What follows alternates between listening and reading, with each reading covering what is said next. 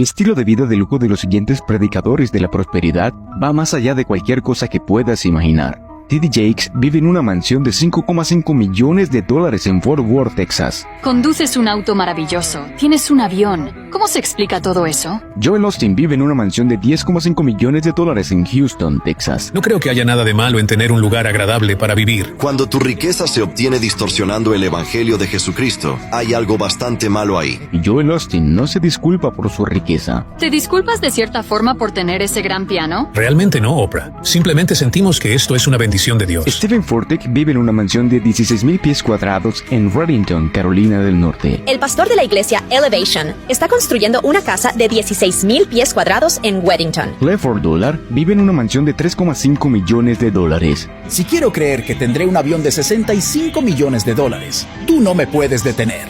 Pero cuando tu riqueza se obtiene, aprovechando las esperanzas y los temores de personas enfermas y desesperadas, hay muchas cosas malas en eso. O Jesse Duplantis, que vive en una mansión de 35,000 pies cuadrados. Solo que Duplantis, por ejemplo, vive en una casa parroquial de 35,000 pies cuadrados. Kenneth Copeland vive en una mansión de $7 millones y posee varios jets privados. Tyler es uno de los tipos más grandes. Hizo ese avión tan barato para mí que no pude evitar comprarlo. El estilo de vida servil que viven esos predicadores de la prosperidad está construido sobre las espaldas de personas pobres y desesperadas de sus mega iglesias y de todas partes del mundo, prometiéndole riqueza si dan a sus ministerios. Dios quiere bendecirte, y la forma en que entras por esa puerta es la siembra de semillas espiritualmente y financieramente. Pero todo es mentira. El Evangelio de la Prosperidad no tiene interés en el Evangelio bíblico. Lo único que ofrece es prosperidad financiera, un bienestar físico a gente desesperada.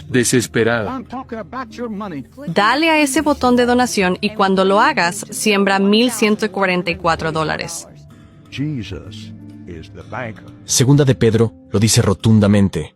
En su avaricia, estos falsos maestros te explotarán. El explotar a los enfermos y aprovecharte de los pobres y enriquecerte al mentirles. ¿Hay algo más miserable que eso?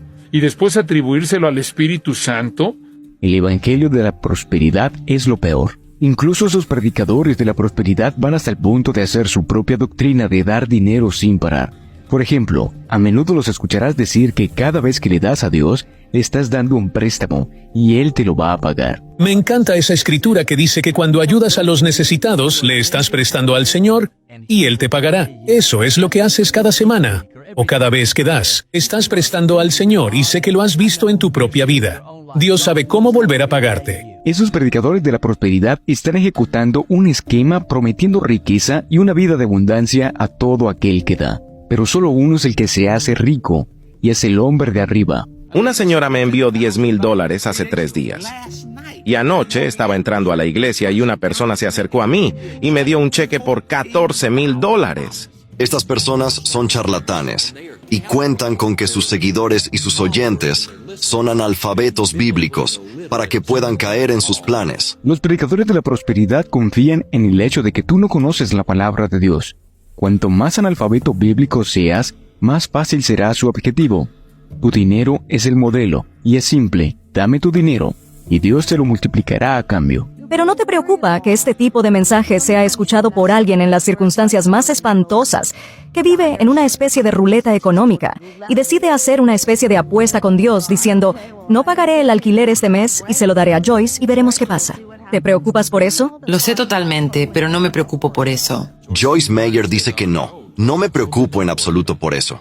Estoy seguro de que no, pero debería hacerlo. Porque ahora mismo, mientras hablamos, hay miles de personas en todo el mundo que están viendo TVN en Daystar y están escuchando esta tontería interminable de decir, denme su dinero y Dios te dará una cosecha. Y hay gente en casa que son pobres y están enfermos, están desesperados, tienen niños enfermos y entonces, en la desesperación, sacan su chequera o sacan su tarjeta de crédito y envían dinero a estos predicadores multimillonarios, que vuelan en jets privados y que viven en casas multimillonarias. He tenido 3 jets diferentes en mi vida, y los usé y simplemente los quemé, usándolos para el Señor Jesucristo. Recuerda, el Dios que adoramos no tenía lugar donde descansar su cabeza. ¿Crees que Jesucristo gobernaría manejando un Rolls Royce? Yo creo que lo habría hecho. La codicia de estas personas está impulsada por su estilo de vida. Para poder continuar viviendo su lujoso estilo de vida, necesitan tener una fuente constante de ingresos. Y para poder hacer eso te mentirán acerca de la Biblia, acerca de Dios y torcerán el Evangelio para obtener tu dinero. Esta es la razón por la que esto ha crecido, porque miente al prometer éxito y salud y riquezas. Dios te está hablando para que siembres por $1,000 esta noche. Te pido esas cantidades porque quiero ver tu fe liberada hoy mismo. Cuando siembras cantidades mayores, liberas la fe, y cuando la fe es liberada, el Dios Todopoderoso liberará la cosecha.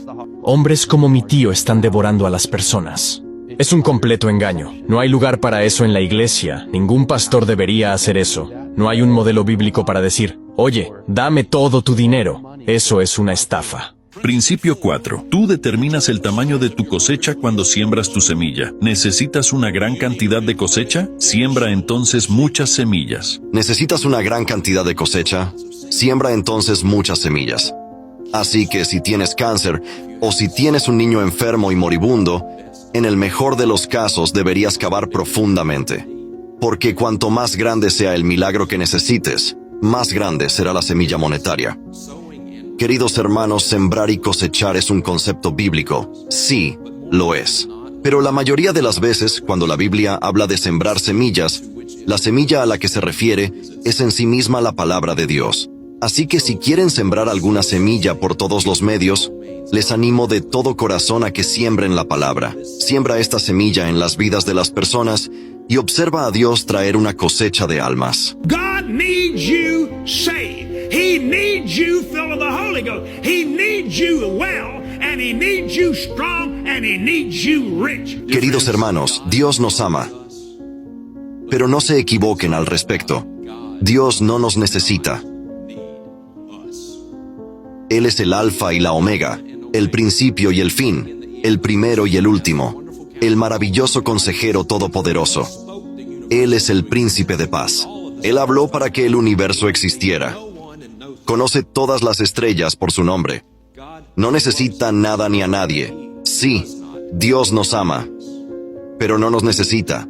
Lo necesitamos nosotros a Él. Y cualquier hombre que esté predicando un evangelio que dice que Dios nos necesita, está predicando un evangelio diferente. Y predicar un evangelio diferente no salva. Sabemos por qué el Espíritu Santo vino, para convencer al mundo de pecado, de justicia y de juicio, y para que creyeran en el Señor Jesucristo. Él vino a dar testimonio de la verdad histórica del Evangelio, como dice Hechos 5. Él vino a capacitar a aquellos que predican su mensaje salvador, 1 de Pedro 1:12. Conocemos la obra del Espíritu Santo, y el Espíritu Santo es fiel al Evangelio. El Espíritu Santo nunca representaría de manera equivocada el Evangelio. Entonces, en donde quiera que la verdad del Evangelio es devaluada de manera visible, sabemos que no es la obra del Espíritu Santo. Por supuesto, no debemos irnos al otro extremo.